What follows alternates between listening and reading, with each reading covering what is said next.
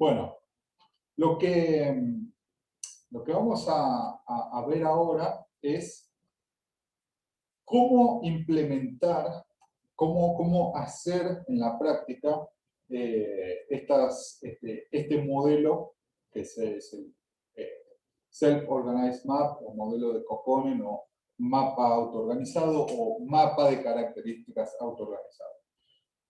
Y básicamente lo que quiero es darles un poco de información acerca de cómo hacer las operaciones. No nos vamos a detener tanto en la teoría porque lo acaban de ver, por ahí está bien, precisamente como lo acaban de ver, por ahí no lo tienen asimilado todavía y podemos repasarlo un poquito, pero lo que me interesa principalmente de esta clase es que le quede registrado cómo hacer las operaciones en código que ya vieron recién en la teoría como ecuaciones. Así que bueno, esta notebook ya se las dejé compartida en la página, en la parte del cronograma, en la página de la materia como siempre. Así que bueno, vamos a ver de qué se trata cada una de las cosas. En principio, una de las principales diferencias de la arquitectura es cómo está organizado, ¿no? La diferencia con respecto a los modelos que veníamos viendo siempre. Y antes lo que teníamos era, más allá de capas ocultas e intermedias, un vector de entrada y un vector de salida. Y acá lo que vamos a tener es un vector de entrada y una matriz de salida. Es decir, las unidades de salida van a estar organizadas espacialmente porque la relación en su posición es significativa, ¿no? Como decíamos hace un rato. Así que bueno, vamos a limitarnos a salidas cuadradas. O sea, la matriz las unidades de salida están organizadas en una matriz cuadrada. Obviamente que podrían ser rectangulares, pero de momento, o para los problemas que vamos a trabajar, podemos considerar sencillamente que la matriz es cuadrada.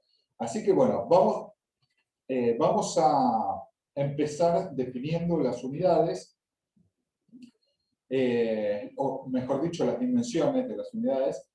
Antes, si decíamos, si nos marcábamos, por ejemplo, n igual a 5 y m igual a 3, que eran las constantes que usábamos para las dimensiones, o para denotar las dimensiones de las capas de entrada y de salida, eso sencillamente era que teníamos 5 unidades de entrada y 3 de salida. Acá este m vamos a asumir que es de m por m la salida. Es decir, la entrada es de 1 por n y la salida es de m por m. Y esto nos cambia también cómo armamos la matriz de pesos. Antes, si teníamos una matriz de peso, o sea, si teníamos simplemente m unidades de salida, podíamos decir que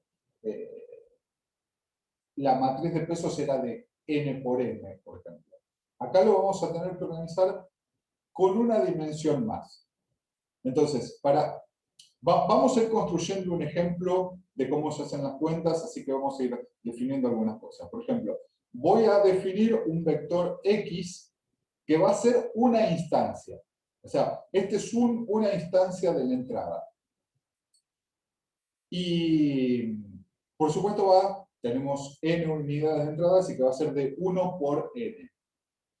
Y la matriz de pesos ya no va a ser más una matriz, sino que va a ser un tensor. Un tensor, recuerdan que era una de las cosas que habíamos hablado en una de las primeras clases, ¿no? Si tengo algo de 0 dimensiones, es un escalar, es un número. Si tengo algo que tiene una dimensión, es un vector, ¿no? Es 1 por la cantidad de elementos que tiene ese vector. Algo de 2 dimensiones es una matriz, o sea, sí, la organización de los valores está en 2 dimensiones. y cualquier cosa que tenga más de 2 dimensiones o generalizando el término para cualquiera de estos es un tensor. Acá voy a tener los pesos organizados en un tensor de m por m por n. Es decir, la grilla de m por m que va a representar la salida, y cada uno de esos, cada una de esas unidades va a tener n conexiones a la entrada. De forma que, si yo quiero ver, por ejemplo, los pesos correspondientes a la unidad que está en la posición 0, 0 de la salida, lo puedo hacer con W00 y la respuesta va a ser un vector de 1 por n, que es 5 en este caso.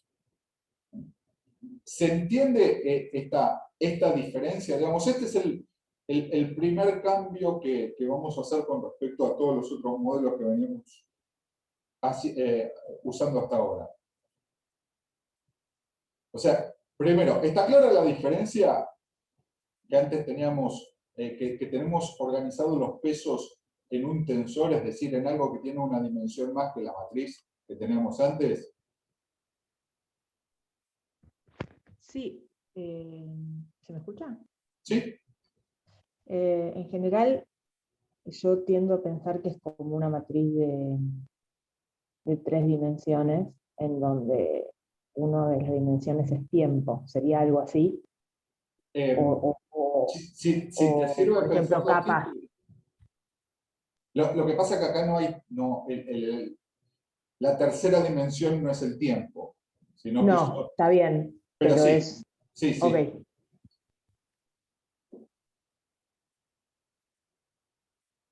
Bueno, lo siguiente.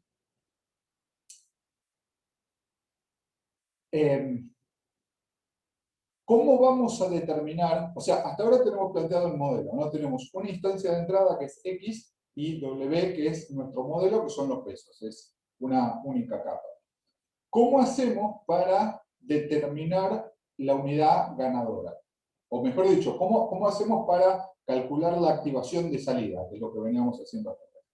Y hay distintas formas. Es una de las cosas que les decía Enrique, es que hay variantes de este modelo y es como que hay distintas piezas que uno puede reemplazar por otras. Vamos a ver variantes que son distintas de lo que veníamos haciendo, porque es una de las gracias, ¿no? Ver de qué otras formas se pueden hacer las cosas. Y la forma que veníamos a usar, que veníamos usando para calcular el estímulo que recibían las unidades, era el producto interno, ¿no? Hacíamos el producto entre el estímulo de la capa anterior por los pesos a cada unidad. Acá vamos a usar la diferencia entre el vector de entrada y cada una de los pesos. Entonces, la idea ¿cuál es? Que las unidades, o sea, conceptualmente, ¿no? Las unidades de salida que más se parezcan a la entrada serían las que más estímulo reciben, ¿no? Y las que más chances tienen de activarse. Conceptualmente, no es exactamente lo que vamos a hacer en los números, pero para que tengan una idea. Entonces, lo primero que vamos a hacer es calcular la diferencia entre el estímulo de entrada, que es nuestra instancia X, y los pesos. Como por la forma en la que están organizadas las dimensiones, lo que va a hacer esto es ese peso, ese vector X, se va a restar a cada uno de los pesos. Y el resultado, este E, es un tensor que tiene las mismas dimensiones que W, pero que tiene tiene la diferencia entre cada uno de de las terceras dimensiones de W con X. Así que este E tiene la misma dimensión que W, pero con las diferencias entre X y W. Y lo que nos interesa es encontrar al que tiene la menor distancia. Así que podemos usar la norma, ¿no? Podemos, o la norma 2 o la distancia euclidiana, o como quieran llamarlo. Y en NumPy tenemos dentro de la parte de álgebra lineal, ya tenemos la función norma. Podemos decir que nos interesa hacer la norma de este tensor sobre el eje 2. O sea, los ejes son 0, 1 y 2. Y el resultado va a ser, vamos a señalarlo acá, una matriz de M por M. Es decir, lo que hicimos fue la última dimensión, la que tiene la cantidad de valores n, que es donde se estaba computando efectivamente la diferencia con x, lo redujimos a un valor. Entonces nos quedó algo de m por n. ¿Esta operación está clara? Digo, ¿está clara? Sí. Bien, perfecto. O sea, me interesa que entiendan por qué estamos haciendo esta cuenta y... O sea, tenés una matriz que en cada posición tiene vectores y hiciste la norma de cada vector para cada correcto, posición. correcto, correcto. Bien, bien. Bueno, me alegro que se esté entendiendo. Bueno, pero esto no, es el primer paso, ¿no? Esto nos dice cuál de los pesos es el más parecido al vector de entrada, a x. Es decir, el que tenga la menor distancia. Y podemos ver que es este, el que está en la posición 0, 1. Ahora, ¿cómo hacemos para registrar este dato? Bueno, NumPy tiene una función que se llama argmin, es decir, me da el argumento, la posición en la que se encuentra el mínimo de esa matriz.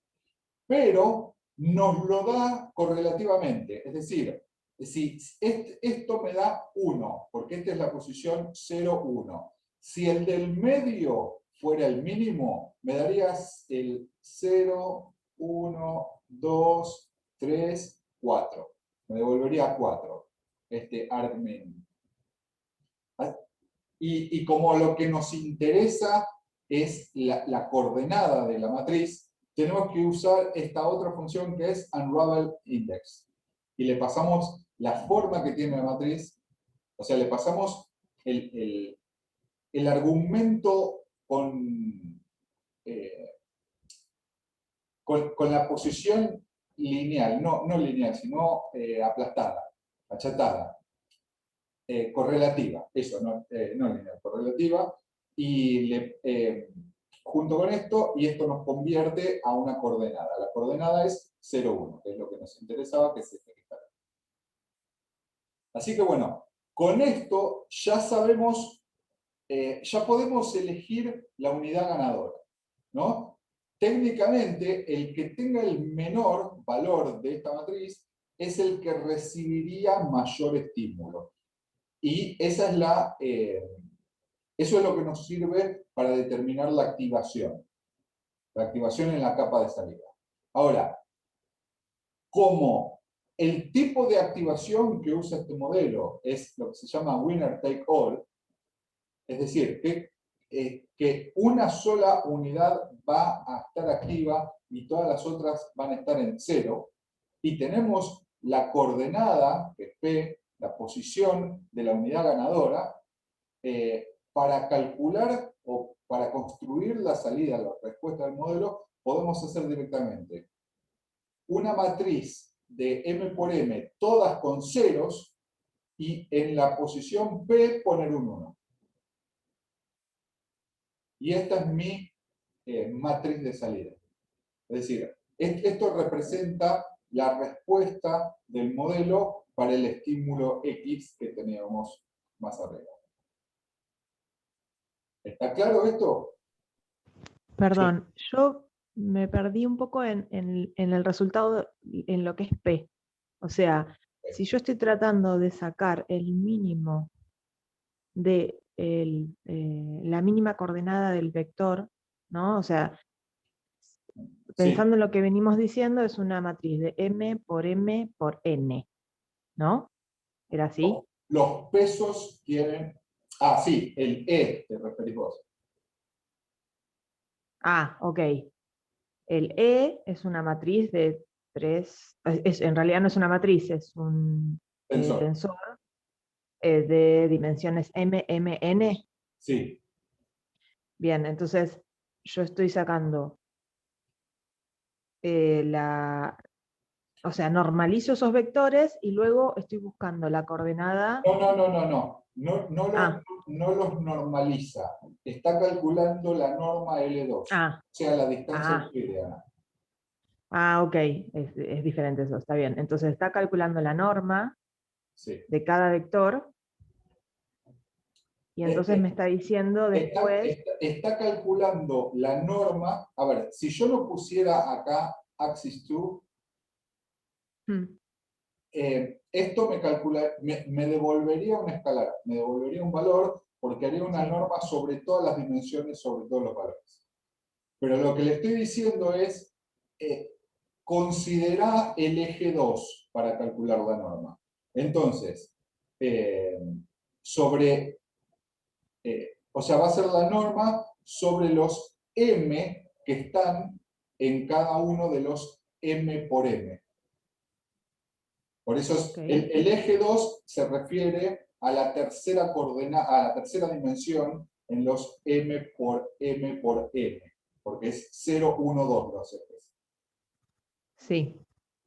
Entonces, y la diferencia esta, cómo se está calculando, lo que está haciendo es, para cada uno de esos m por m, hace la diferencia, a ver, subo un cachito.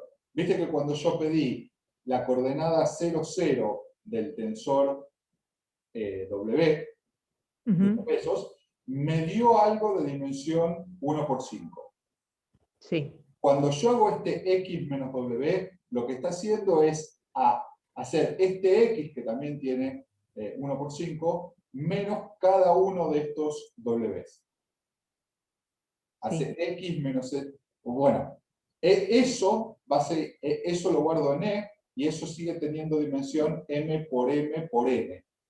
¿No? Lo único que en cada una de estas coordenadas tengo la diferencia entre el x y el w correspondiente. Ahora, de estas diferencias de 1 por 5, le estoy pidiendo que me haga la norma, o mejor dicho, la distancia euclidiana. Es decir, sobre estas dimensiones que me quedaron de 1 por n, dentro de los m por n, estoy haciendo la raíz cuadrada de la suma de los cuadrados. Bien, y entonces el O sea, P. el resultado de eso es un número, y esos números me quedan ahora organizados en una matriz de m por m, sencillamente. Bien, y de toda esa matriz saco el mínimo, En el realidad, valor mínimo. ojo, lo que me interesa no es el mínimo, sino la ubicación del mínimo. Bien. O sea, este 0,8, en realidad este número no lo estoy usando. Lo único que me interesa es dónde está el mínimo dentro de estas coordenadas. Entonces, o sea, si me interesara solamente el valor del mínimo, si me interesara el 0.843, usaría num.min. Min me devuelve el mínimo. Argmin me devuelve la posición donde está el mínimo. Ok, ya entendí. Bien. Y bueno, Gracias. todo esto del Unravel es para convertirlo a las coordenadas 0,1. Y poder usarlo después como parámetro para poner un 1 ahí. Me parece que había otra persona que quería hacer otra consulta. Gustavo, yo no entiendo la resta entre X y W. Ok. a ver, ¿hay algo específico que no te cierre? Las dimensiones, primero que nada. Claro, es difícil. A ver, ¿cómo hago para escribírtelo en 3 dimensiones sobre una pantalla? O sea, W son como n matrices de m por m. Exactamente, es como un cubo. Ujú. Entonces, imagínate que el m por m está arriba y tiene altura n. Vamos a tratar de visualizarlo así. Ajá, Entonces, los x que serían, en vez de vectores horizontales, vectores columna, claro. Del los- alto, digamos, del cubo. claro, los puedo ir restando a cada una de esas posiciones m por m. ¿Y E de qué dimensiones queda? E queda con la misma dimensión que W, m Ok, por m por n. ok, bárbaro. ¿Sí? ¿Te aclaró? Sí, sí, sí, sí. Ok. Bueno, si no cualquier cosa, después traigo la tableta gráfica y trato. Buenísimo. Y esos, este print n serían todas las normas, digamos, de todos los vectorcitos esos que estaban en Claro, el cubo. claro. Genial. Tengo una consulta, Gustavo, cortita. Sí, sí, sí. Ahí cuando calculás E, ¿hay algún motivo por el cual haces X menos W y no W menos X? Igual da después lo mismo porque calculas la norma, pero Sí, no, es lo mismo. es lo mismo. Perfecto, Sí. solo eso. Es solo para seguir la notación que está en las ecuaciones en, en la clase que dio Enrique y en la bibliografía. Perfecto, gracias. ¿Alguna otra consultita? O una consultota si tienen también. No entendí nada. Bueno, sigamos. A ver, con esto tenemos lo que siempre considerábamos que era el primer paso, ¿no? Primero, cómo obtener una respuesta del modelo. Segundo, cómo hacer correcciones sobre los pesos a partir de esa respuesta. Con esto ya tenemos lo primero que siempre buscamos, que es cómo obtener una respuesta del modelo. Teníamos el estímulo X, nuestra nueva organización de pesos W, ahora en un tensor, y a partir de las diferencias entre esos pesos y ese vector, sacamos la posición de la mínima diferencia y la salida es de m por m con un 1 en la posición donde estaba esa mínima diferencia y 0 en todas las otras unidades. Breve repasito de lo que acabamos de hacer. Si alguien todavía tiene alguna duda, si no pasamos, lo vemos, si no pasamos al siguiente paso, que es cómo hacer las correcciones de los pesos. Ok, seguimos adelante. Bueno, vamos a necesitar dos cosas, ¿no? Que son también un poco distintas en el entrenamiento de este modelo. Enrique les decía que hay dos cosas que se van variando dinámicamente durante el entrenamiento.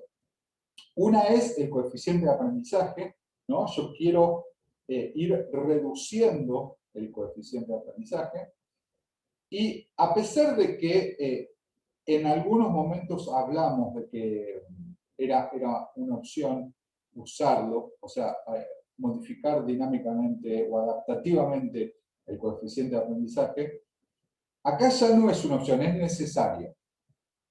Y también hay varias formas de hacerlo.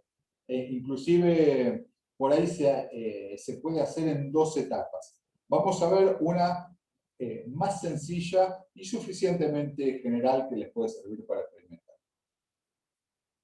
La forma de ir modificando es que decaiga exponencialmente. Acá lo estoy haciendo con una función, pero esto no hace falta que lo calculen por adelantado. Yo lo estoy haciendo así para poder graficarlo, para que se vea más o menos cómo funciona. Digamos que vamos a entrenar por 100 épocas. Entonces, calculamos nuestro eje horizontal T, que va a ir de 0 a 99. Y lo siguiente que vamos a necesitar es el coeficiente de aprendizaje, el valor inicial, el start del learning rate. Lo vamos a poner en 1. Después vamos a tener un decay rate. Vamos a tener un decay rate del learning rate, o sea, un coeficiente, una proporción de una proporción. Y lo vamos a poner en 0,1. Después pueden probar con variar este valor para que puedan ver cómo varía la forma, qué tan rápido decae con distintos valores. Y sencillamente el learning rate para el paso T lo podemos calcular como el valor inicial por E a la menos T por el decay rate. En este caso estamos graficando este LR para distintos valores de T, que ya teníamos entre 0 y 100. Y bueno, digamos, este es un caso particular, bastante conservador, no decae muy rápido, pero bueno, después les recomiendo que experimenten variando este valor. Lo otro que también tenemos que ir variando es el radio de influencia. El radio de influencia es, también, recuerden lo que Enrique les contaba hace un rato, que cuando obtengo la unidad ganadora, a diferencia de lo que pasaba por ahí con otros modelos, los de competitivo simple. No solo voy a modificar los pesos de esa unidad ganadora, sino que voy a querer modificar también en mayor o menor grado a las unidades vecinas. O mejor dicho, voy a querer modificar a todas las unidades, o mejor dicho, los pesos de todas las unidades, pero más intensamente a las que sean más cercanas a la unidad ganadora. Y esto lo vamos a hacer de la misma forma. Vamos a usar un decaimiento exponencial usando los mismos tipos de parámetros y la misma función, pero acá con unos valores un poco distintos. Fíjense que el valor inicial del radio de influencia es 3, y teniendo en cuenta que teníamos una organización en la salida de 3×3, lo que le estoy diciendo es, de entrada, modificarme bastante a todas las unidades. Y después estoy usando un decay rate más chico, un poco más chico, me parece que más chico, ¿no? Sí. Para que el radio vaya bajando por ahí un poco más despacio. Pero la fórmula es la misma. Así que bueno, digamos, esto no tiene mucha ciencia. Y probablemente, como recién se lo acaba de contar, no lo tengan tan presente, pero vamos a variar dinámicamente estas dos cosas a lo largo del aprendizaje. Después, por ahí vuelvo un poquito sobre esto para ver cómo elegir mejor estos valores. Pero bueno, más o menos se entiende. Digo, hay algo de por ahí del código o no sé, cualquier cosa.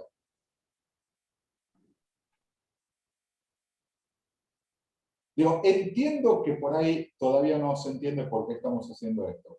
Pero bueno, si hay algo muy elemental que no ven, prefiero por ahí explicárselos ahora. Ok, bueno, sigamos adelante. Lo otro que vamos a necesitar, digamos, en primer lugar, vamos a necesitar una forma de modificar dinámicamente el coeficiente de aprendizaje y el radio de influencia. Esto ya lo tenemos determinado. Ahora vamos a otro tercer elemento distinto a estos que vamos a necesitar para calcular cuánto modificamos cada peso. Y habíamos dicho que una de las cosas que nos interesa es modificar los pesos de acuerdo a cuán cerca están de la unidad ganadora. Para facilitarnos esa cuenta, para poder hacerla eficientemente, vamos a construirnos una matriz de coordenadas. Esto es, digamos, es medio pago, por ahí parece medio al pedo armar esto, pero créanme, en 2 pasos más adelante van a ver cuánto nos ayuda a hacer las cuentas. Lo único que estoy haciendo con esto es, con esta línea, es decirle, armame una matriz de M por M y en cada posición guardame las coordenadas, el par de coordenadas y J. Entonces, en la posición 0, 0 me estoy guardando el par 0, 0.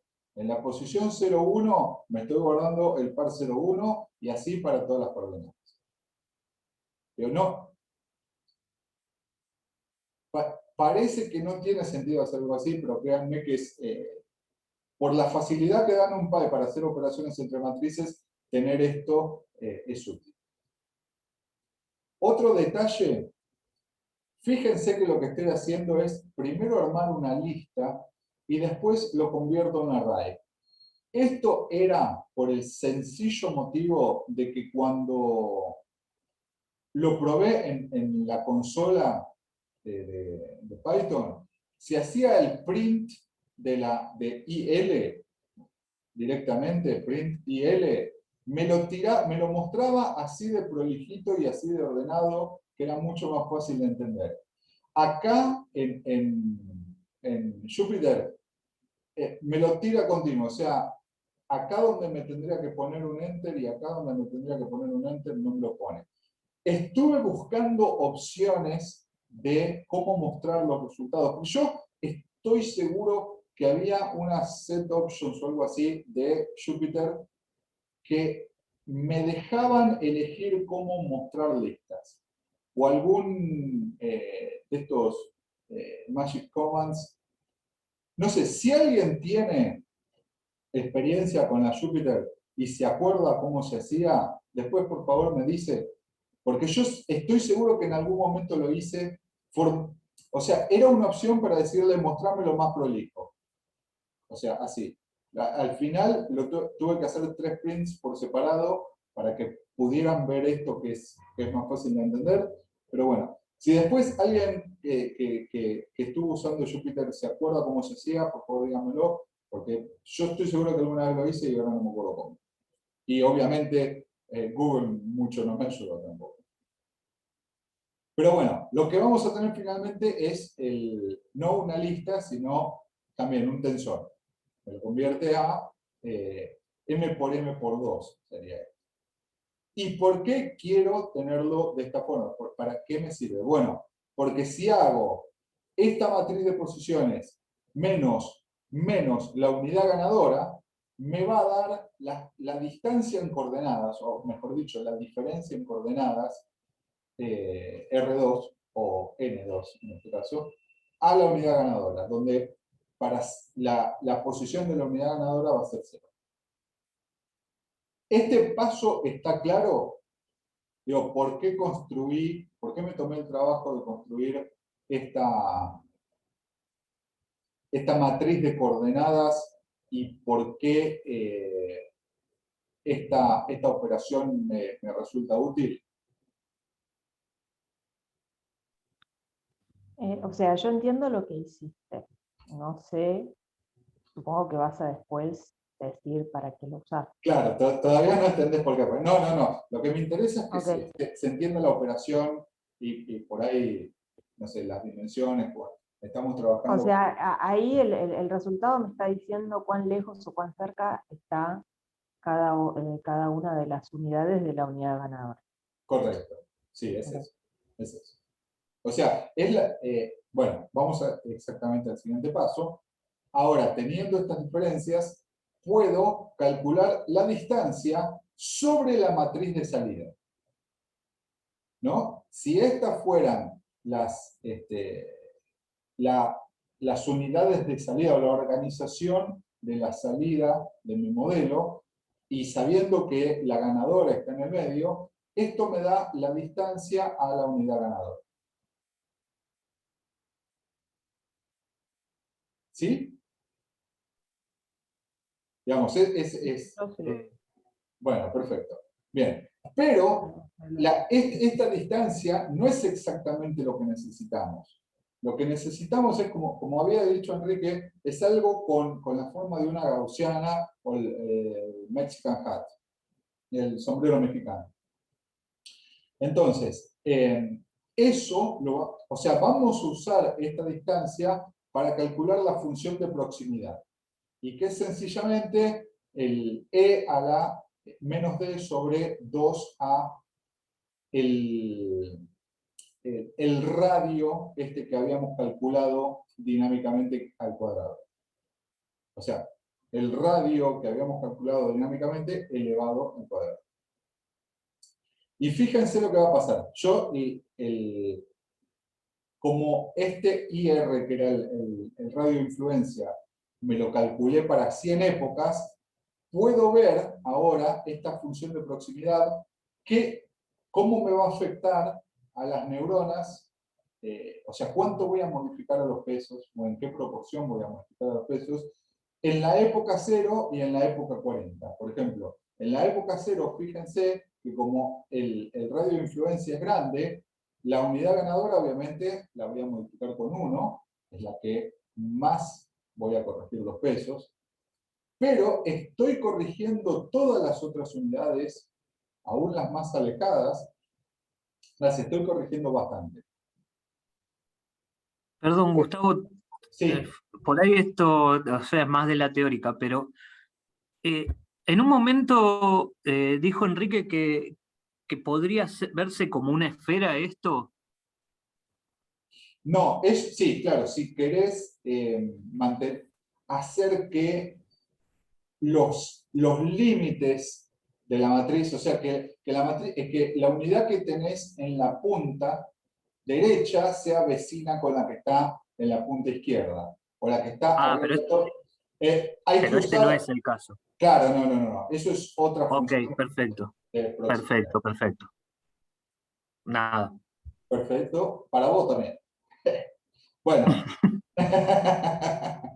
Bueno, estábamos en esto. En la primera época, las modificaciones a pesar de que la ganadora está acá, todos los pesos se modifican bastante. Ahora, en la época 40, no importa, digamos, para la unidad ganadora, esto va a ser siempre 1, ¿no?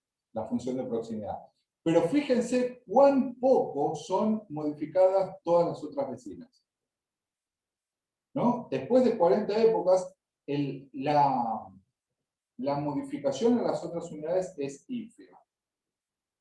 Y a esto se refería Enrique, digamos, uno lo puede hacer más mecánico, ¿no? Puede decir, bueno, voy a tener una primera etapa donde el radio de influencia es más grande, voy a modificar y el coeficiente de aprendizaje también es más grande, voy a modificar a todas bastante para ayudar a que se autoorganicen, y después voy a hacer un ajuste fino donde voy a modificar por ahí a una sola unidad y un poquito a las vecinas y nada más. Vamos a simplificar las cosas y vamos a adoptar una dinámica un poco más sencilla, y vamos a decir que se hace gradualmente, que no hay dos etapas bien separadas, sino que ajustando la velocidad a la que decaen el radio y el coeficiente de aprendizaje, vamos a ir dejando que se autoorganicen y se corrijan los pesos gradualmente para todo el modelo. ¿No? Porque fíjense que ya en la época 40 es despreciable las correcciones a los pesos de las unidades vecinas. Entonces puedo tener de entrada un radio más o menos grande y un coeficiente de aprendizaje más o menos grande para ayudar a que se autoorganicen, y después en las últimas etapas, dejar que se vaya haciendo un ajuste fino, mayormente sobre las unidades ganadoras. Esto sé que es un poco confuso, pero más o menos se entiende la idea. Sí. Hay una aclaración más. El ejemplo que había dado Enrique de función de proximidad también es la del sombrero mexicano. Digamos, esto es simplemente una gaussiana, ¿no? Es positivo para todas las unidades. La otra, que es la de sombrero mexicano, lo que hace es, digamos, todo depende del tipo de problema que uno quiera resolver, ¿no? Y es otro de los componentes intercambiables que tiene el modelo de Cojones, ¿no? En lugar de usar esta función de proximidad, podría haber elegido la otra que hace que sobre los bordes se mantenga la vecindad, o que me mantenga, o sea, que me refuerce positivamente a las vecinas inmediatas, pero que me aleje, o sea, que refuerce positivamente quiere decir que si esta es la ganadora, esta y esta, que son digamos, las vecinas más cercanas, más próximas, los pesos de estas unidades van a parecerse un poquito más, van a acercarse a el valor de la que fue ganadora. Si tengo algo tipo sombrero mexicano, lo que va a hacer es que las que están un poco más alejadas, por ejemplo esta y esta, en lugar de acercarse a la unidad ganadora, o que los pesos se parezcan más al vector que hizo que esa unidad fuera ganadora, se alejen. Y eso sirve para que se distribuyan mejor. O sea, en lugar de hacer de que todos tiren, está haciendo que para algunos tire y para los otros empuje. Y esto ayuda a que no queden unidades muertas. ¿Se acuerdan que uno de los problemas con competitivo simple es que por ahí hay unidades que no llegan a activarse nunca, que no llegan a ganar nunca, y los pesos nunca se modifican? Bueno, es el tener otro tipo de función de proximidad que haga negativo el estímulo para las unidades que están, para los pesos de las unidades que están un poco más alejadas, ayuda a que se distribuyan un poco más y evitar el problema de las unidades muertas. Pero obviamente eso se usa cuando uno está trabajando con una salida mucho más grande, digamos 100%. Por ahora. Bueno, más allá de estas aclaraciones, estas cuentas están más o menos claras, aunque todavía no vimos cómo usarlas. Sí. Yo tengo una consulta. Sí. Si, o sea, todo está aproximándose a la unidad ganadora, pero si la unidad ganadora no es buena, o sea, si en el primer paso el mínimo ese no era tan mínimo, Bueno, ¿cómo hago para, en- cómo mido eso? no, en eso va a consistir el aprendizaje. De entrada, ninguno es bueno. Vos tenés los pesos inicializados al azar. Pero es Hay como un- que el 1 siempre queda 1, por más que esté en la época 40. Sí, pero eso lo que está indicando es las correcciones a esta van a ser. A ver, esto después va a estar. Nos falta ver el siguiente paso. Pero Ah, ok. esto está además multiplicado por el coeficiente de aprendizaje, que también está decayendo exponencialmente. Entonces las correcciones son cada vez menores. Aparte, esto ganó para una muestra. Claro, Para esto otra es muestra podría ganar, no sé, la última. seguro. La idea es que finalmente todas se activen más o menos igual o en igual proporción. Ok. ¿Sí? Fue medio Sí, sí. dudoso Sí, ese, sí, ok. sí. No, no, no, está bien, no, necesito ver un poco más, pero Ok, sí, sí. Ok, sigamos avanzando y cualquier cosa después volvemos para atrás. ¿Alguna otra consulta? Bueno.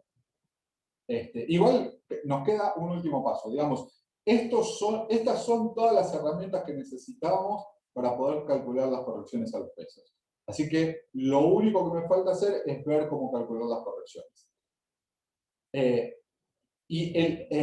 Esto se hace así. Vamos a ver, denme un segundito que me tengo que prender una luz que se está oscureciendo.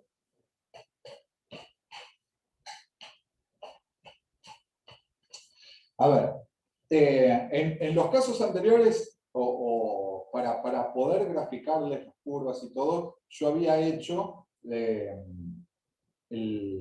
T de 0 a 99. Vamos a decir que nos encontramos en la época 30, ¿no? Instantáneamente, o sea, para esta época, no, a lo que voy es no los tengo que calcular por adelantado como hice arriba, los puedo ir calculando en cada. Lo primero que voy a calcular es el learning rate, el coeficiente de aprendizaje. Fíjense que usando el valor de t y los otros dos parámetros, que es el inicial y la velocidad de decaimiento, puedo calcular el learning rate para la época 30. Lo mismo el radio de influencia, usando la misma ecuación, lo único que estos parámetros van a ser distintos, van a ser otros, pero los dos decaen de la misma forma. Y teniendo estos valores, ahora sí puedo calcular la misma función de proximidad que teníamos, que estamos calculando acá arriba, solo que ahora no tengo que agregarle estos índices que usé acá, no se confundan con eso, porque lo estoy calculando directamente para este paso, para la época T, que en este caso es 30. Lo único medio raro que tengo que agregar, digamos, el resultado de esta operación, como pueden ver acá arriba, es una matriz de M por N. Pero para poder hacer las cuentas, yo necesito que sea M por M por 1. Lo mismo que cuando les decía que si tienen un vector, siempre agreguen el 1 por N para asegurarse que las operaciones se hagan bien. Bueno, acá es lo mismo. Los valores no cambian, la organización no cambia, le estamos agregando una dimensión extra igual a 1 para poder facilitar, para que las cuentas se hagan bien, nada más. Y lo que voy a hacer finalmente es a esa E que habíamos calculado ahí arriba de todo, que era sencillamente la diferencia de X por W, la voy a multiplicar por esta función de proximidad, que son es como este campo receptivo, ¿no? Acuérdense que esta E la usé también para calcular el P que me daba la unidad ganadora. Así que esto me está diciendo que este E me dice la diferencia que hay entre el vector de entrada y cada uno de los pesos correspondientes. Esta función de proximidad me está diciendo cuánto, en qué proporción va a afectar esa unidad ganadora a sus vecinas. Y finalmente, este coeficiente de aprendizaje, este learning rate, me dice, de acuerdo a la época que esté, cuánto voy a modificar a todas, incluyendo a la ganadora. Y esto es finalmente el delta W que venimos calculando siempre, que después, instancia por instancia, acá no hay solo incremental, no tiene mucho sentido pensar ni en batch ni en mini batch. Bueno, aplico las correcciones a los pesos. Y eso es todo. Ahora sí, cualquier duda que tengan, volvemos para atrás, repasamos lo que hagan falta, porque quiero que les quede claro todas las operaciones que están involucradas en esto. El E que habías dicho que era. El E es lo primero que calculamos, que es la diferencia entre el vector de entrada y los pesos. Ok. es lo que me dice cuál de las unidades se parece más al vector de entrada y que por ende tengo que determinar qué es la ganadora. Ok. ¿Y el error cometido dónde lo tenés? Es este Acá. E. Este E. Ah, claro, está bien.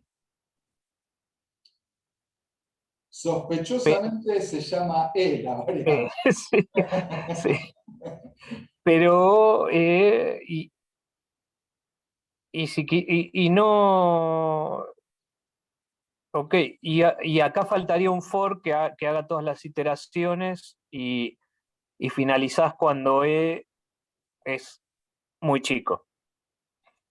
No, ni siquiera. Perdón, ahora que me estoy dando cuenta, que sea x menos w no es lo mismo que hacer w menos x, porque acá tiene la dirección correcta. Antes cuando me preguntaron si daba lo mismo hacer Sí. acá sí, el signo va a orientar a estos dw en la dirección correcta. Los otros son todos positivos. Así que sí, no es casual que toda la bibliografía use x menos w. Perdón, ¿qué era lo otro que me estabas preguntando? Lo que te decía era que, o sea, vos acá esto lo tenés que hacer un montón de veces y Sí, sí, cortás sí, cuando. por supuesto. Y no te fijas tanto en el error, sino que medio que entrenás directamente por una cantidad de épocas fijas. Porque Sí. tenés estas funciones, o sea, lo tenés Claro, ya después no va a cambiar. claro, claro. Como sabés que el coeficiente de aprendizaje va a tender a 0 y el decaimiento es exponencial, con lo cual seguramente va a tender a 0 más o menos rápido, ya sabés por cuántas épocas vas a tener que entrenar. O mejor dicho, no lo sabés, pero lo vas a determinar experimentalmente de acuerdo al problema. Ok.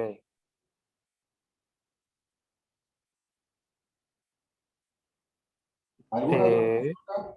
Sí. Puede seguir preguntando, Cristian, si no hay nadie más.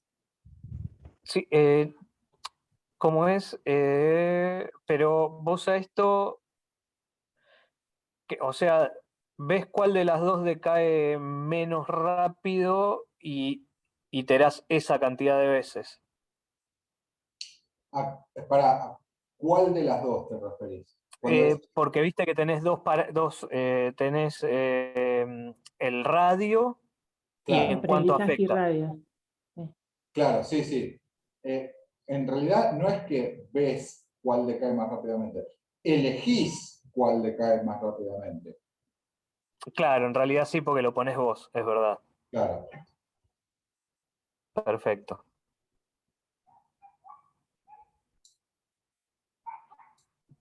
El radio de influencia, que ahí justo está en pantalla, eso me indica cuáles son los pesos que se van a ir modificando cada vez menos. O sea, por ejemplo, ¿es de afuera hacia adentro influencia? A ver, es cuánto se van a modificar los pesos de las unidades vecinas a la ganadora. Entonces, fíjate qué es lo que pasaba acá abajo, ¿no? Que, ya que tenemos calculado este radio de influencia para 100 épocas, lo usamos para calcular la función de proximidad para la época 0 y la época 40. Al comienzo, o sea, asumiendo que la unidad ganadora, agarramos el caso de la misma unidad ganadora. Al comienzo, ese radio de influencia es grande. Entonces, lo que está indicando es que con un radio grande, acordate que es como una gaussiana esto, ¿no? Todas las unidades vecinas se van a modificar bastante. Pero después, a medida que ese radio se va achicando, cuando pasan las épocas, la magnitud de la modificación a las vecinas es cada vez más chico. Es decir, es una gaussiana que sigue teniendo la misma altura, pero tienen menos varianza. La magnitud de las vecinas es cada vez más chico, o sea que, por ejemplo, a ver si entendí bien, ahí yo tengo la ganadora en 0,1. Sí, Entonces, en la posición 0,0 se va a modificar menos que la posición 3,0. vos 2,0, perdón. fíjate, es como un círculo esto, ¿no? Alrededor de la ganadora. La ganadora siempre, la función de proximidad para la ganadora, no importa cuántas épocas hayan pasado, siempre es 1. Entonces, Sí, fíjate que acá como estamos en la época 40 y decidimos bajarlo rápido, para esta, y para esta, que son como el circulito alrededor del 1, vale lo mismo. Esta que está un poco más lejos es un poco menos. Y estas que sí. están todavía más lejos es menos. ¿No? Es una gaussiana sobre el plano Pitágoras. No sé si- Pero claro, eso es lo que yo no logro captar. Entonces, si miden menos, se van a modificar menos las de más afuera, Claro. o al revés. No. Vos llega un punto. A ver, de entrada, ¿por qué estamos haciendo esto? Porque queremos que se autoorganice. A ver, cuando digo Sí. se autoorganicen, no es que las unidades se van a mover de posición dentro de la matriz. Lo que se mueven son los pesos. Entonces, queremos que distintos pesos se vayan pareciendo más a grupos que existan dentro de la distribución de los datos de entrada.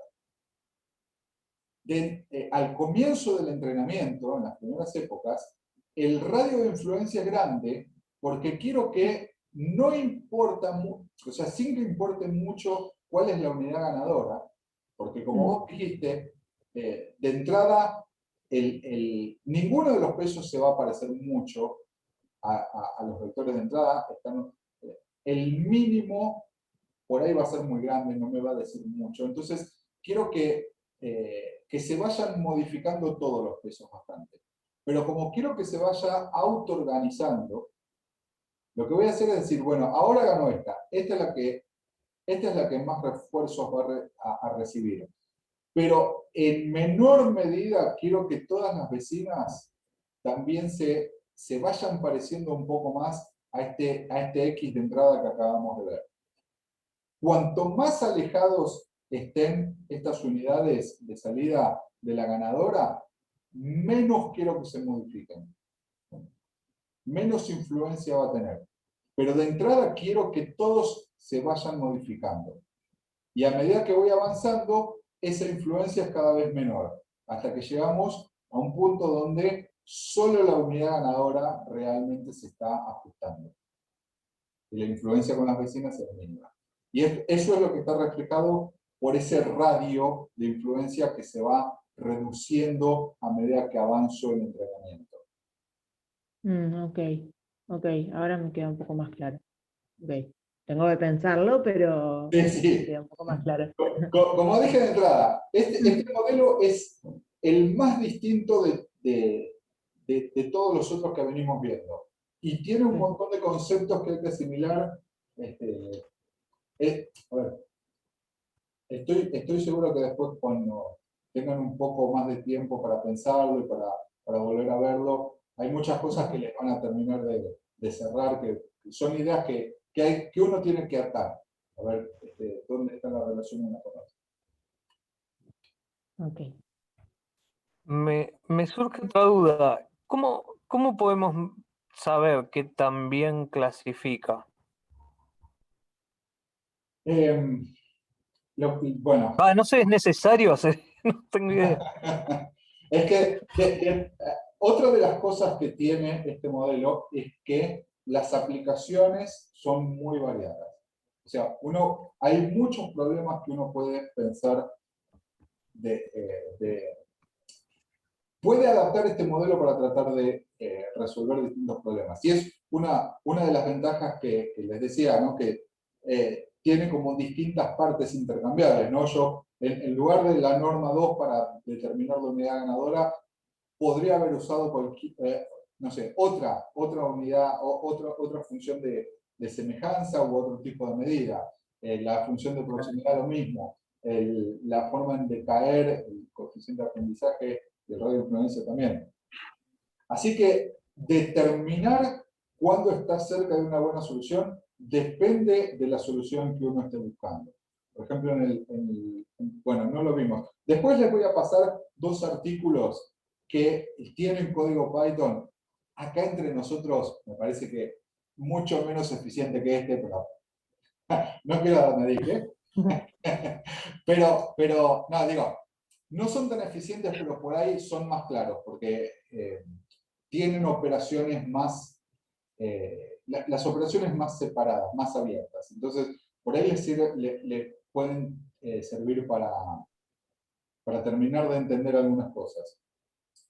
Y van a ver que, por ejemplo, el problema del viajante de comercio es encontrar una ruta y aún evaluar qué tan buena es esa ruta es un problema difícil, porque evaluar cuál es la mejor ruta posible es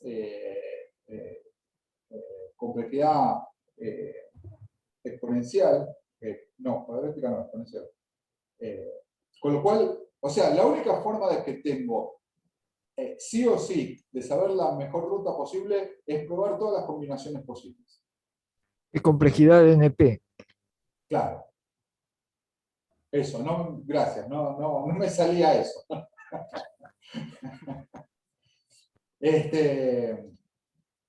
Así que bueno, evaluar qué tan buena es la solución o qué tan lejos está de la solución óptima es complicado. Claro.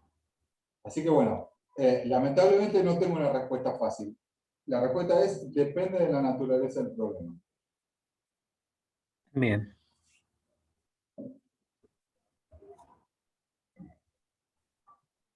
¿Alguna otra consulta?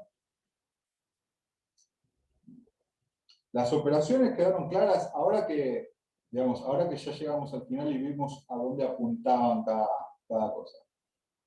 Una aclaración más. Hay otra forma de hacerlo que es con W como si fuera una matriz como teníamos siempre.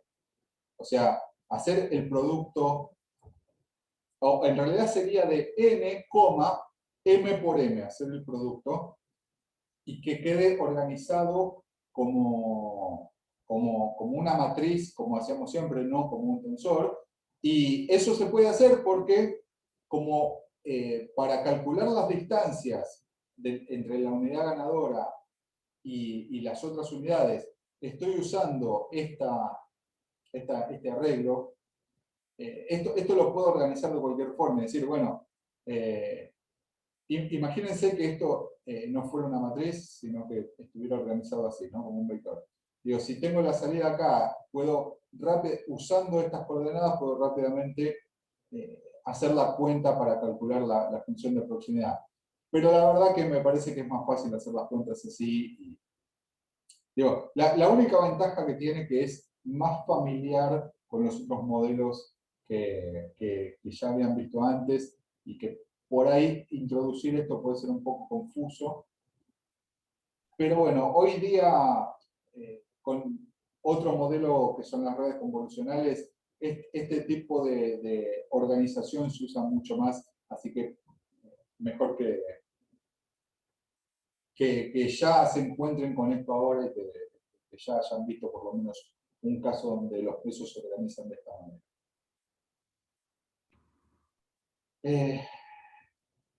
Y otra cosa que por ahí, para los que por ahí tienen más experiencia programando en Python, hay otras formas.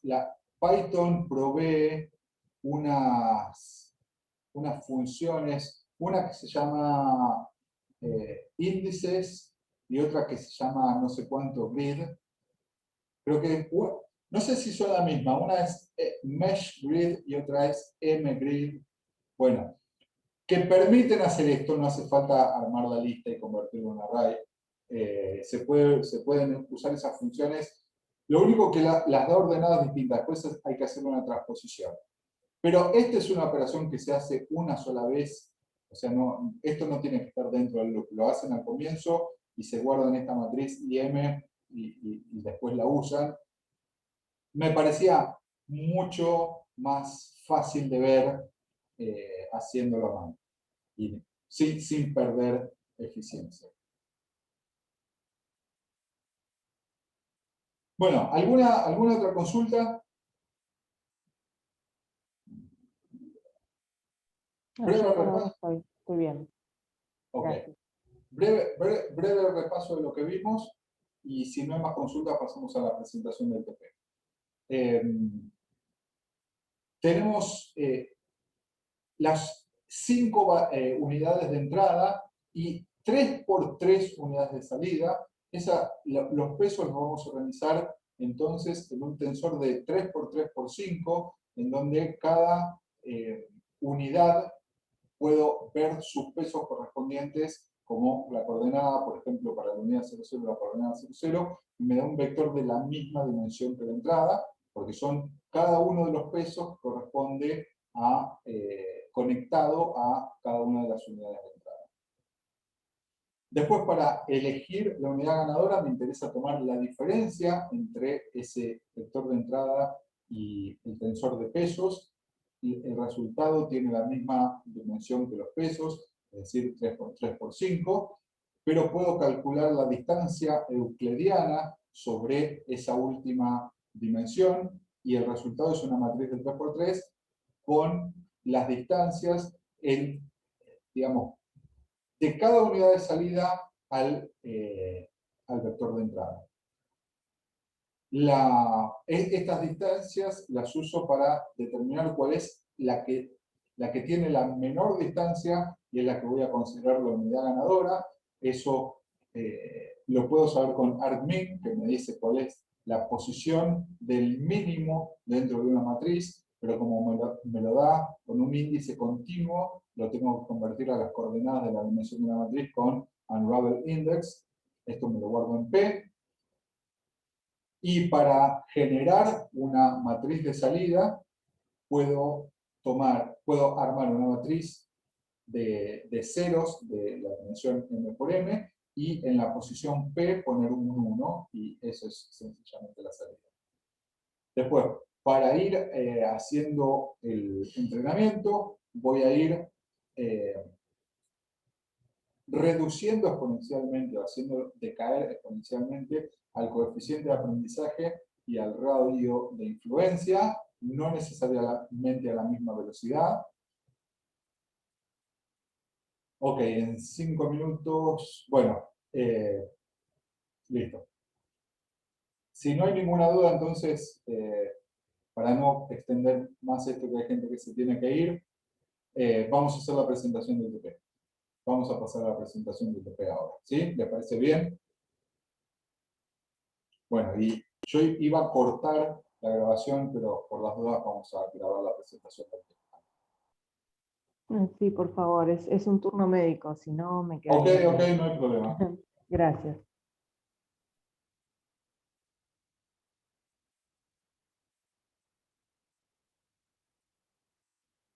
Bueno, a ver. ¿Se está viendo? Sí. Listo. El enunciado también ya está colgado en la página. Bueno, vamos a ver rápidamente de qué se trata, repasar el enunciado. Las condiciones de entrega van a ser las mismas, y cualquier aclaración que haga falta la vamos a tratar de elucidar. Bueno, la diferencia principal va a ser esta. En el TP1 lo que teníamos era un modelo de red neuronal, que era el perceptrón multicapa, con aprendizaje supervisado, y 2 tipos de problemas distintos. Acá lo que vamos a tener es, al revés, un solo problema, vamos a tener un solo dataset, y vamos a ver dos modelos distintos cómo se comportan con esos mismos datos. Así que bueno, esa es la idea general.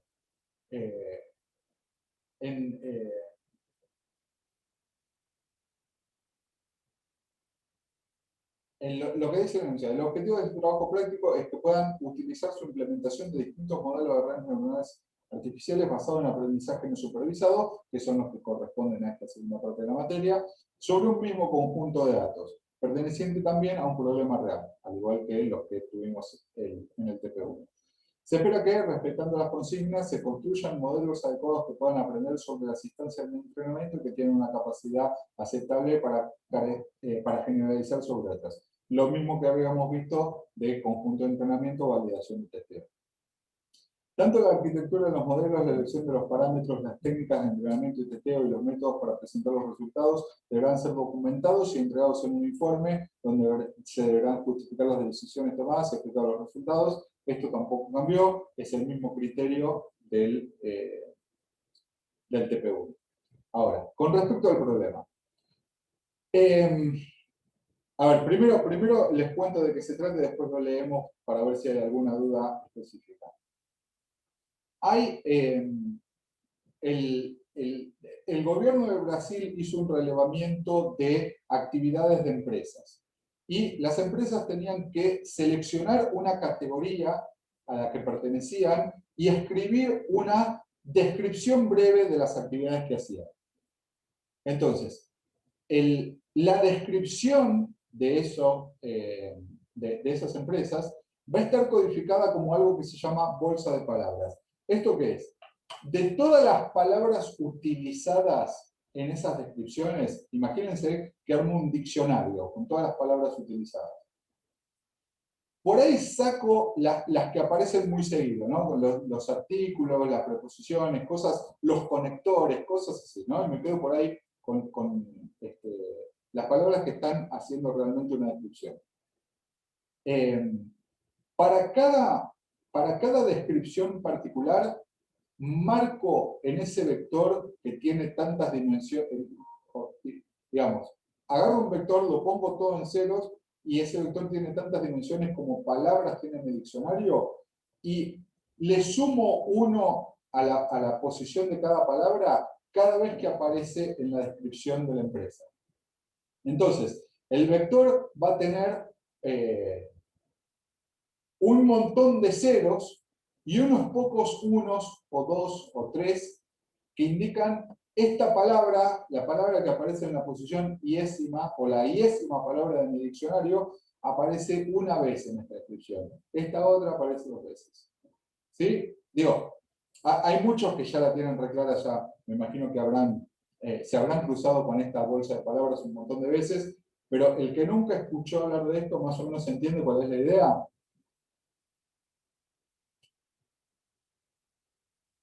Bueno, vamos a pasar entonces a la descripción más concreta del problema. El conjunto de datos consiste en documentos con descripciones de texto correspondientes a compañías brasileñas clasificadas en 9 categorías distintas. Los textos originales fueron preprocesados para tener un tipo de representación conocida como bolsa de palabras o bag of words, o simplemente BOW. En este tipo de formato, cada documento es representado mediante un vector en donde cada dimensión corresponde a una palabra específica y su valor está dado por la cantidad de apariciones de esta palabra en el documento. Para mejorar la representación, las palabras más comunes, artículos, preposiciones, etc., no son tenidas en cuenta. Notar que al representar un documento de esta forma no se está teniendo en cuenta el orden de las palabras sobre su frecuencia de aparición. Además hay otra cosa, ¿no? Es la coocurrencia de palabras. Hay palabras, que haya palabras que tiendan a ocurrir juntas, le da relevancia a los datos y a este formato.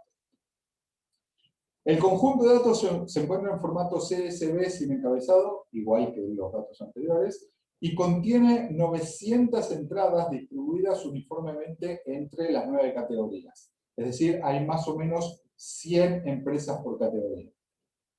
Cada entrada representa un documento y consiste en el número de categoría, la primera columna es un número entre 1 y 9, y más 850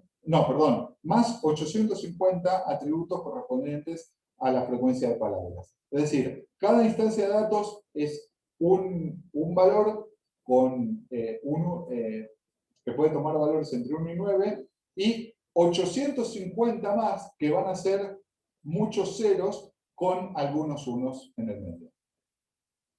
Tener en cuenta que el conjunto de datos es disperso, casi todos los valores son ceros, y que el número de categoría corresponde a la actividad principal de la empresa, no necesariamente la única.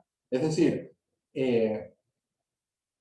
puede haber una especie de solapamiento entre los cúmulos de datos. Los datos pertenecen a un programa real y es posible que contengan errores. No se maten buscando errores. Ya se los aviso, no pierdan tiempo con eso. Digo, porque en el primer TP lo que pasó fue que algunos grupos perdieron un montón de tiempo haciendo análisis de datos, y una de las ventajas que tienen las redes neuronales es que son bastante robustas ante datos con errores.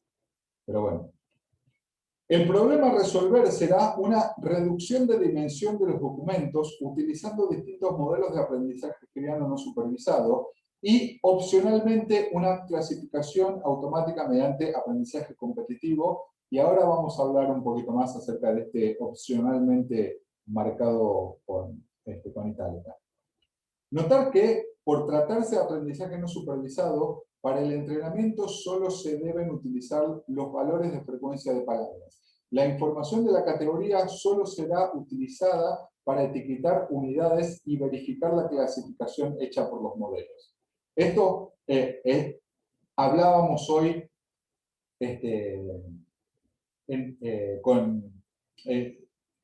durante la teórica, ¿no? Uno tiene etiquetas sobre los datos, pero durante el entrenamiento solo usa los vectores de entrada, los datos de entrada. Y después, una vez que tiene el modelo de entrada, se fija esas etiquetas, esas etiquetas cómo se corresponden con las respuestas del modelo. Bueno, esto es la descripción del problema en general. Vamos a ver qué es lo que tienen que hacer. Y antes de pasar a la descripción de cada uno de los dos puntos, ¿qué significa que este sea obligatorio, que este esté marcado como obligatorio y el punto 2 esté marcado como opcional? El primero, el que dice obligatorio, es de aprendizaje escribiano no supervisado. Y el segundo es de mapeo de características, que es lo que vimos hoy. Que esté marcado como opcional significa nadie va a desaprobar si no lo hace, ¿no?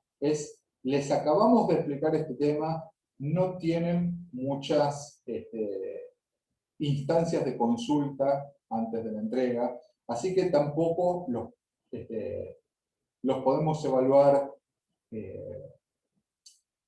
muy a cara de perro, llamémoslo así, sobre este tema. Pero traten de hacerlo. Traten de hacerlo, no solo porque es conocimiento para ustedes, más allá de la nota, sino porque por ahí, si este primer problema les quedó un poco flojo, con este segundo pueden levantar nota. Así que, a ver, en definitiva,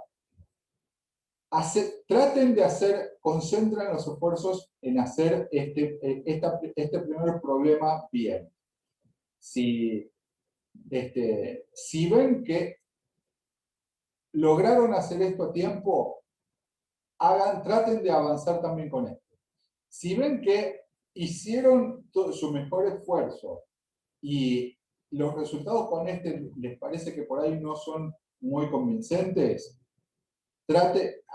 hagan este también para tratar de levantar un poco el puntaje.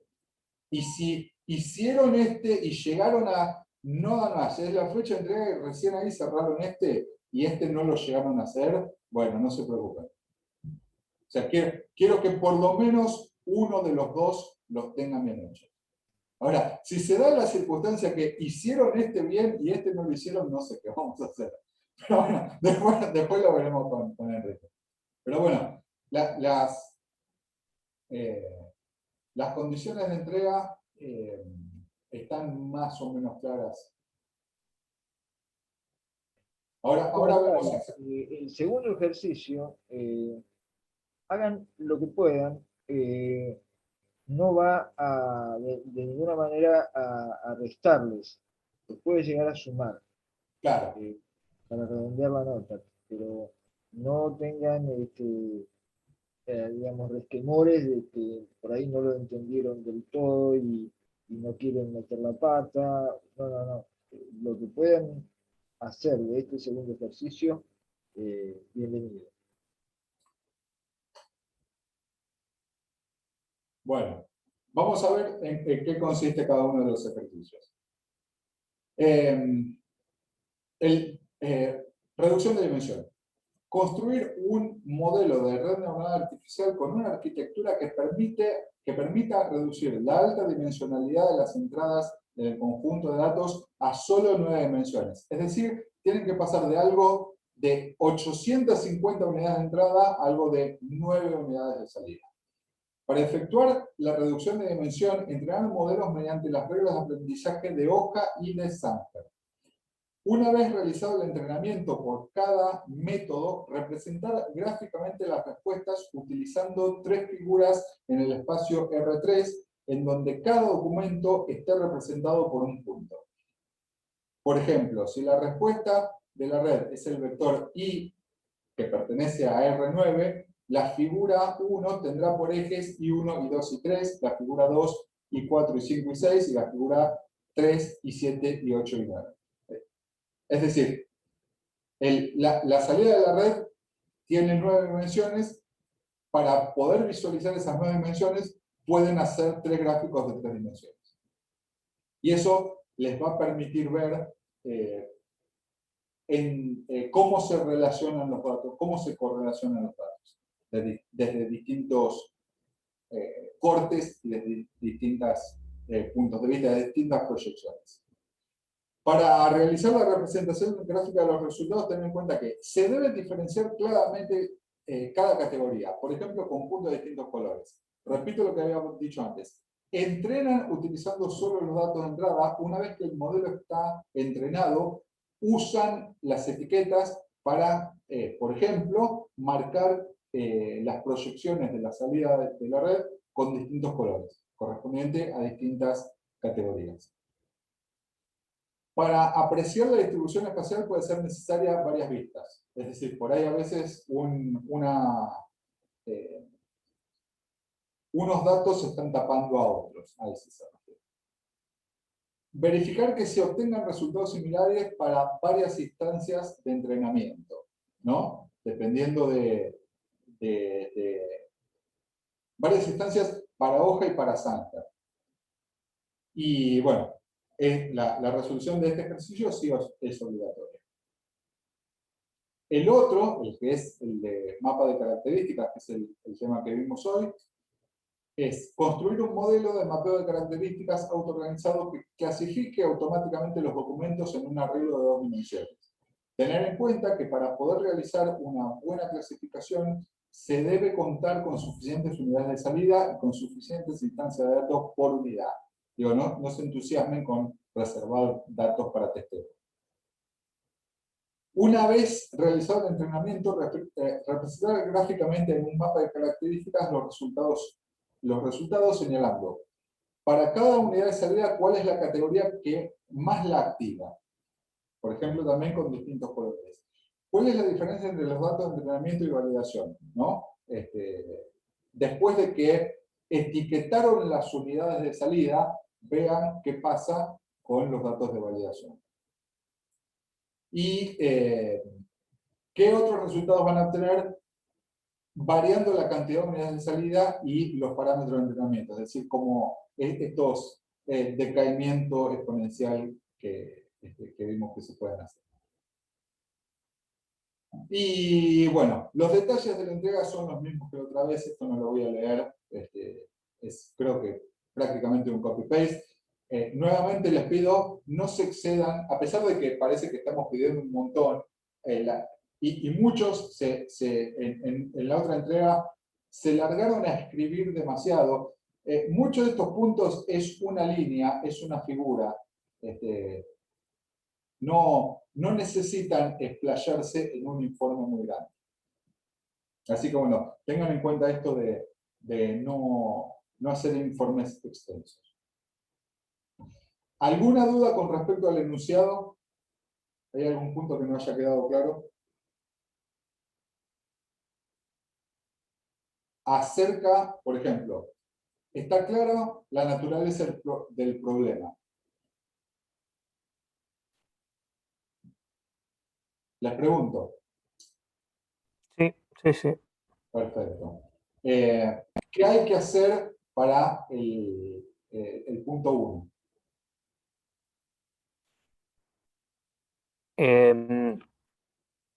Para el punto 1, y primero, para ambos vas a tener que hacer el bag of words. El bag of words ya se lo damos, ¿no? Los datos, Ya está. sí, los datos son numéricos. Perfecto. Y bueno, y va a haber que aplicar sobre los datos que...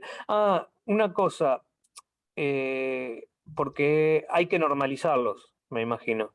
Por lo menos para el 2.1.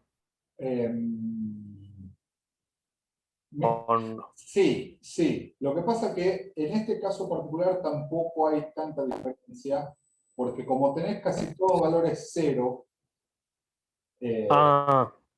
pero sí, una de las cosas que tienen que hacer es normalizar. Ok, se normaliza eso, se le aplica el algoritmo de hace 2 clases atrás, con hoja y con Sanger, con la opción de hoja y Sanger. Y después de entrenar, la forma de estudiar los resultados es con estos 3 gráficos en 3D. Ok, que son los que dieron la clase anterior.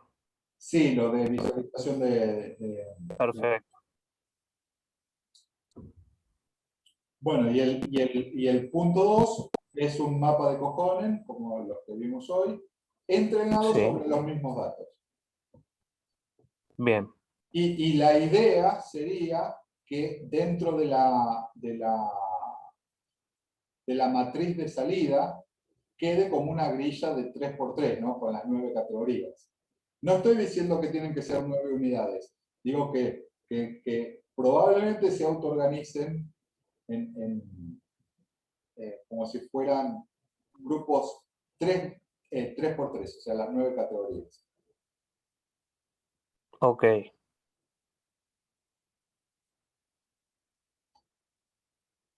Bueno, si no hay ninguna duda más con respecto al TP, cortamos, al menos terminamos con la presentación del TPA. Esto es más una oportunidad para, si hay algo del enunciado que por ahí no queda claro ahora, tengan oportunidad de preguntar, pero si después se ponen a leerlo y se dan cuenta que hay un punto que no les queda claro, igual pueden preguntarme por mail o la clase que viene. Sí, por ahora a mí no se me ocurre más nada. Bueno, entonces, en principio podemos ir cortando la grabación.